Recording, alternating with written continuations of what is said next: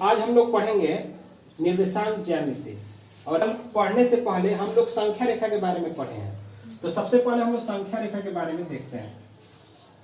जैसे मान लो कि यह एक रेखा है, हम लोग संख्या रेखा देखे थे ना कि यहाँ पर क्या होता है, जीरो, और इसके दाहिने तरफ धनात्मक संख्याएं क्रमशः होती थी।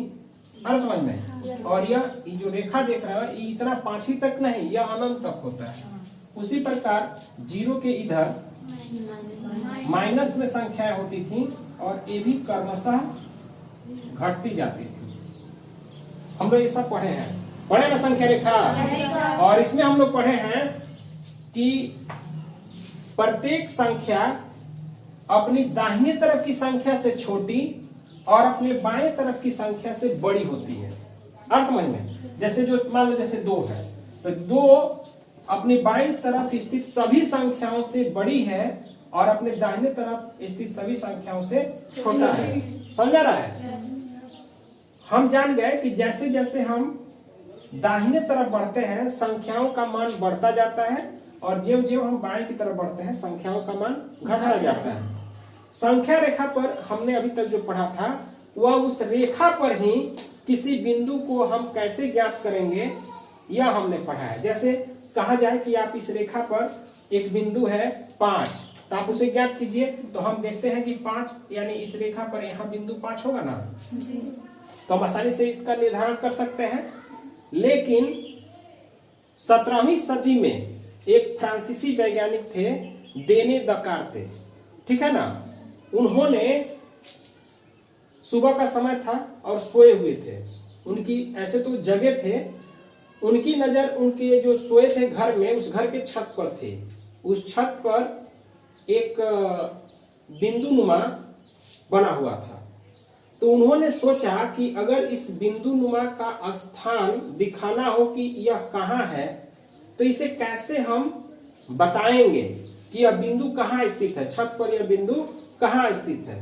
और उन्होंने सोए सोए ही इसका चिंतन किया और चिंतन करने के बाद सोचा कि यदि हम छत जैसे जो उसका फर्श होगा ऊपर वाला छत का वह कैसा होगा, जो छत का समतल होगा वह कैसा होगा, आयताकार हो सकता है, वर्गाकार हो सकता है। तो उन्होंने क्या किया कि अगर उसके लंबाई के अनुदिश एक रेखा मान ली, फिर चौड़ाई के अनुदिश एक रेखा मान ली और फिर उस बिंदु के स्थान को निर्धारित किया। और इस प्रकार उन्होंने ही, जिनका नाम था रेने दकार्ते, ठीक है ना, जिनका नाम था रेने दकार्ते, उन्होंने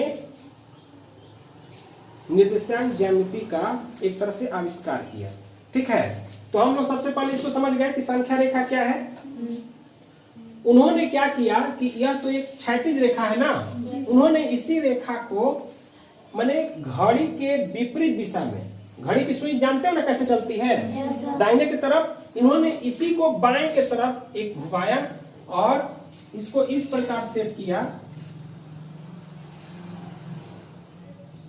कि ये जो आप देख रहे हैं यह जो बिंदु है यह इस क्षैतिज रेखा को एक बिंदु पर क्या कर रहा है, विभाजित कर रहा है।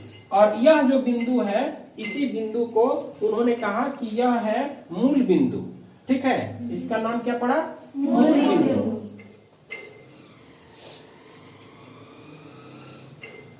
मूल बिंदु, चूंकि यह देख रहे हो इधर से और इधर दोनों तरफ के रेखाओं के बीच एकदम बिल्कुल कटान बिंदु है ना, इसे हम चूंकि ऑरिजिन पॉइंट भी कहते हैं इसलिए हम इसे O से दिखाते हैं और इसका जो मान होता है उन्होंने इसे 0 माना। ठीक है, अब 0 के दाहिने तरफ जो भी संख्याएं हुई वह धनात्मक और 0 के बाएं की तरफ जो भी संख्याएं हुई उन्हें ऋणात्मक, और उन्हें अक्ष का नाम दिया गया। इनका जो नाम पड़ा वह अक्ष है।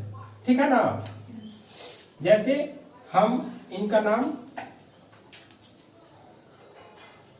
इसे कहते हैं हम एक्स अक्ष, और इन्होंने इसको भी प्रत्येक अक्ष को 2 भागों में बांटा। हाँ समझ में, जो पहला जैसे कि यह एक्स अक्ष है तो जो 0 से लेके धनात्मक तरफ मतलब धनात्मक दिशा में जो अक्ष है 0 से लेकर के इधर धनात्मक की तरफ, उसको एक्स अक्ष कहा।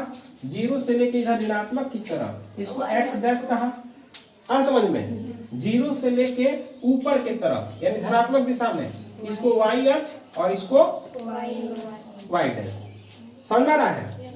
तो इस तरह से हम समझ गए कि यह जो बना, यह क्या है? संख्या रेखा नहीं, संख्या रेखा तो एक ही होता है ना। यह क्या है? निर्देशांक ज्यामिति का एक कार्तीय तल है, ठीक है ना। और आप देख रहे हैं कि इस प्रकार से, जैसे हम एक उदाहरण भी ले सकते हैं, जैसे यह एक पन्ना है, दिखाई दे रहा है। अगर हम इसको एक बार ऐसे मोड़ दें,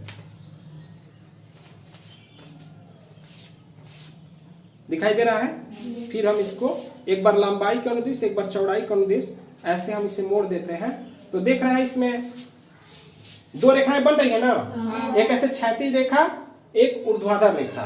तो उन्होंने जो क्षैतिज रेखा जो बना उसका नाम दिया एक्स अक्ष, ठीक है ना।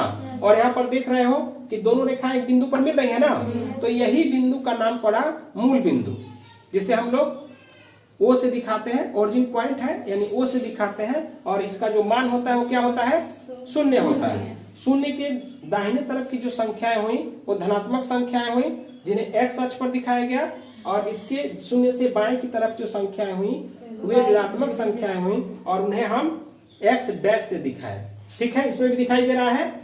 तो इस तरह से आप देख रहे हैं कि यह जो, जैसे जो यह पेपर है वह कितने खंडों में बट रहा है? 4 खंडों में बट रहा है।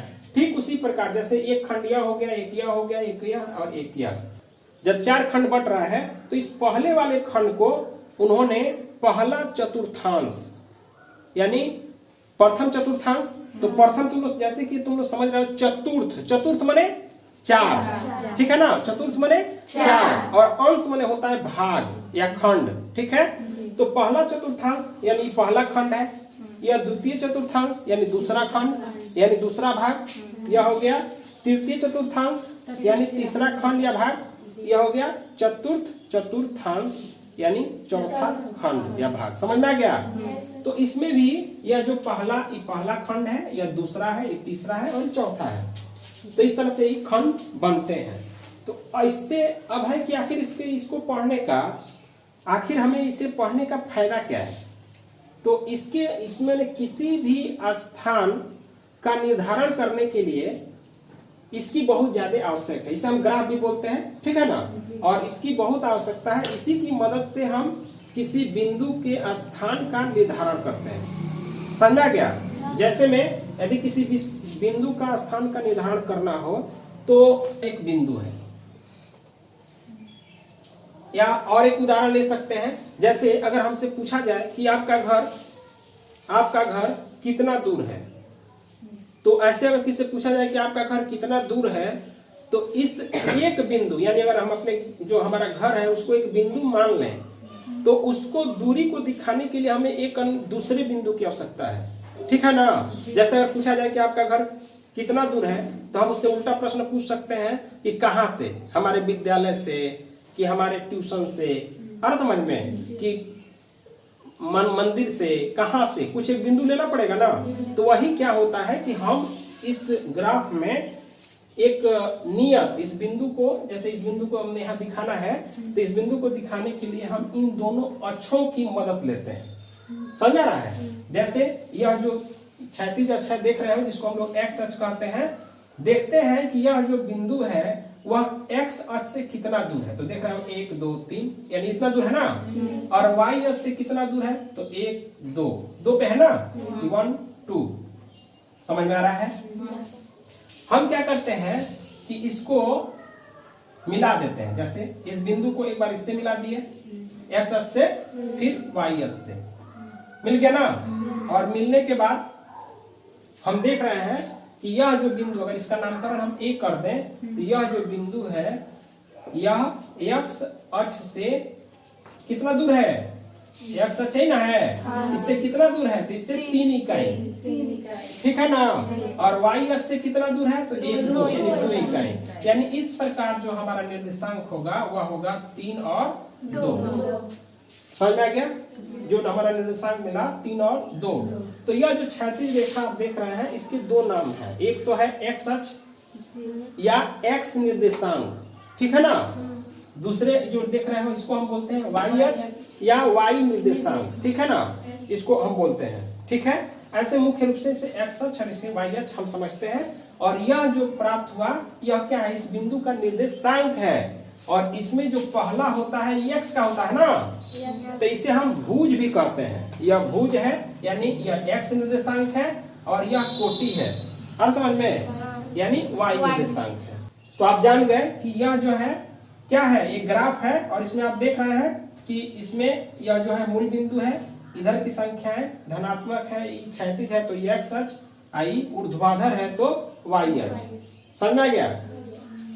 और इस प्रकार किसी बिंदु का जो हम x और y का जो मान लिए वह क्या है, उस बिंदु का निर्देशांक है। पहला है जिसे हम x निर्देशांक या भुज कहते हैं, दूसरा है जिसे हम y निर्देशांक या कोटि कहते हैं। समझ आ रहा है? तो इस तरह से हम प्रत्येक चतुर्थांश में संख्याओं का निरूपण कर सकते हैं। अब जैसे यह हो गया फर्स्ट चतुर्थांश, ऐसे हम लिख सकते हैं फर्स्ट चतुर्थांश, यह है सेकंड चतुर्थांश, ठीक है। यह हो जाता है थर्ड यानी तीसरा चतुर्थांश, और यह होता है चौथा यानी चतुर्थ, ठीक है ना, चतुर्थांश। यानी आप देख रहे हैं कि ये दोनों जो रेखाएं हैं एक दूसरे को लंबवत विभाजित कर रही है। लंबवत का मतलब यह हुआ कि यहाँ पर 90 डिग्री का कोण बन रहा है। ऐसे भी हम जानते हैं कि एक बिंदु पर कुल 360 डिग्री के कोण बनते हैं। क्योंकि यह इसे 4 बराबर भागों में विभाजित कर रहा है तो प्रत्येक जो भाग हो रहा है वह 90-90 डिग्री का हो रहा है। समझ में आ रहा है? अब इसी के मदद से हम किसी स्थान का या किसी बिंदु का निर्धारण करते हैं। बिल्कुल समझ में आ गया? अब जैसे इसमें और कई चीजें हमको जानना है कि इसमें जो शून्य से इधर जो एक्स अक्ष होता है यह धनात्मक होता है ना, यानी प्लस वाला होता है, ये भी प्लस वाला होता है। तो इसमें जो भी संख्याएं होती हैं वो दोनों संख्याएं प्लस प्लस होती हैं। और उन्हें लिखने के लिए हम क्या करते हैं, उनके बीच में कॉमा का प्रयोग करते हैं, ठीक है ना। इसमें जो संख्याएं होती हैं एक माइनस, यानी पहले जो x होता है माइनस होता है और फिर y जो है ये प्लस है, यानी माइनस प्लस। एक चीज में हम हमेशा ध्यान देते हैं कि जो संख्या हम पहले लिखते हैं वो x का मान होता है, ठीक है ना, यानी वह x निर्देशांक होता है, और जो बाद में लिखते हैं वो y निर्देशांक होता है। ठीक उसी प्रकार इसमें आप देख रहे हैं ए भी माइनस है और ए भी माइनस है, यानी तृतीय चतुर्थांश में जो x और y दोनों का मान ऋणात्मक होता है। चौथे चतुर्थांश में हम देख रहे हैं कि x का मान तो धनात्मक होता है लेकिन y का मान ऋणात्मक होता है। तो हमको लग रहा है कि आप लोग कुछ समझ गए हैं, समझ आए? और इसका प्रयोग हम किसी तल पर किसी बिंदु के दूरी को दिखाने के लिए, समझ में, उसके स्थान को दिखाने के लिए करते हैं, और उसके लिए ही हम दो रेखाओं की मदद लेते हैं। जैसे में हमारा एक प्रश्न है कि एक अन्य व्यक्ति को आप अपने अध्ययन मेज पर रखे टेबल लैंप की स्थिति किस तरह बताएंगे। तो किस तरह बताएंगे, तो जैसे मान लो कि जब हम लोग, जैसे मान लो कि यहाँ ध्यान दोगे, मान लो कि यह टेबल का ऊपरा माने ऊपरी हिस्सा है, यह टेबल का ऊपरी हिस्सा है। अगर कोई व्यक्ति मान के चलो कि अगर यहाँ बैठता है यहाँ, तो उसके लिए यह हो गई क्षैतिज रेखा, ठीक है, और यह हो गया ऊर्ध्वाधर रेखा, और यह इसका मूल बिंदु, ठीक है। तो अगर मान लो कि लैंप वह यहाँ रखा है, जैसे अगर हम इसको ऐसे कर दिए 1 2 3 4, समझ में, और इधर 1 2 3, अगर मान लो कि वह यहाँ पर लैंप को रखा है, तो अगर इसके स्थिति को बतानी होगी तो हम क्या करेंगे, इसे x अक्ष मान लेंगे, इसे y अक्ष मान लेंगे, और इन दोनों को हम ऐसे क्या करेंगे, इसे मिला देंगे, और यहाँ इसका निशान होगा पहले x, तो x क्या है 4 और y क्या है 3। तो हम कह सकते हैं कि अध्ययन मेज पर, टेबल पर जो लैंप की स्थिति है उसका निर्देशांक 4 और 3 है। और समझ में, यानी भुज है 4 और कोटि है 3। समझ आ रहा है। एक और इम्पोर्टेंट चीज को देखते हैं, जैसे में अगर कहा जाए कि विद्यालय से आपके घर की दूरी कितनी है, तो विद्यालय क्या हो गया, मूल बिंदु हो गया। विद्यालय हमारा मूल बिंदु हो गया और विद्यालय से हम उस दूरी को निकालेंगे। लेकिन अगर कोई पूछे कि हम विद्यालय पे हैं, आपके घर आना है, कैसे आए, तो उसके लिए सिर्फ दूरी से तो पता नहीं चलेगा, उसको दिशा भी बताना पड़ेगा कि आप विद्यालय से 1 किलोमीटर पूरब जाइएगा कि 1 किलोमीटर पश्चिम जाइएगा। समझ रहा ना। यानी हमें ग्राफ पर किसी बिंदु या किसी स्थान को दिखाने के लिए, यानी मूल बिंदु के साथ साथ दिशा की भी आवश्यकता होती है। हम लोग भौतिकी में ऑलरेडी इसको पढ़े भी हैं, ठीक है ना। दूर माने इसके मूल बिंदु के साथ साथ दिशा की भी आवश्यकता होती है। और आपको बता दें कि यह जो मूल बिंदु आप देख रहे हैं ना, मूल बिंदु के ऊपर हमेशा कौन सा दिशा होता है, उत्तर, ठीक है ना। तो ठीक इसके विपरीत यानी अपोजिट क्या होगा, दक्षिण। इधर राइट हैंड में पूरब, तो लेफ्ट हैंड में पश्चिम। समझ में आ रहा है। यानी ग्राफ पर किसी भी वस्तु की स्थिति को दिखाने के लिए हमें मूल बिंदु और दिशा दोनों की आवश्यकता होती है। समझ में आ रहा है। तो एक बार आप इसे देख लीजिए, बाकी इसके आगे फिर हम लोग देखते हैं।